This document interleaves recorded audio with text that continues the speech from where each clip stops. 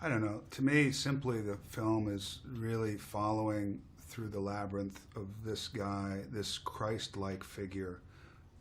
You know, it's cosmetically he's kind of thuggish, but I think interiorly he's like Christ-like, going through this labyrinth of, you know, Hollywood debauchery and keeping all his children in check to impress his boss, God, or Nick Skank in this case.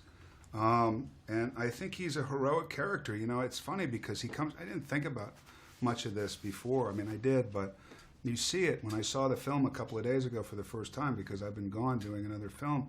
And to really see kind of the heroic nature of this guy is wonderful. It's funny, and you get into it, and there's a lot of laughs to be had, but also just as a, you know, never judge a book by its cover. This guy is a really diplomatic angel in trying to do good, not only by himself, by his family, but also his boss.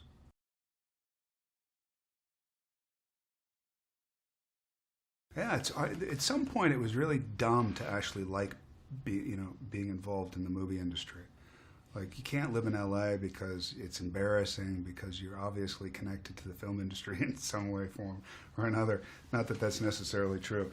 You know, if you're New York, you're a real person. And if you live in LA, you're not, because you're in the biz, you know, which is horrible. But I don't believe any of that bullshit. You're one. I think it's great, and I think that being involved in storytelling is like one of the great businesses you can be in, and I do think it's a business. And then once in a while, you have like these two little funny people, the Coens, that come along and tell amazing stories, you know, through their very twisted sensibilities. And when I saw the movie the other day, I was blown away. I was really like kind of shaken up by how good and fun it was.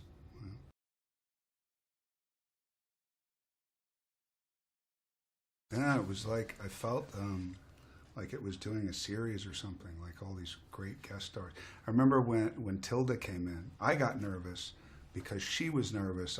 You don't expect somebody like Tilda to get nervous, and she wanted to run dialogue and all this kind of stuff. And I thought, I mean, look, man, to be able to work with people like this on top of their game, that's what's wonderful about the Coens, is they attract people who are at the top of their game.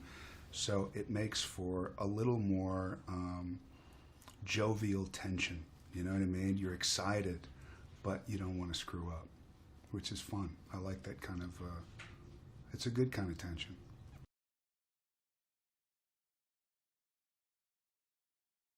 I know that wasn't the most fun thing that I did. There were a lot of fun things that I did, but slapping George was fun.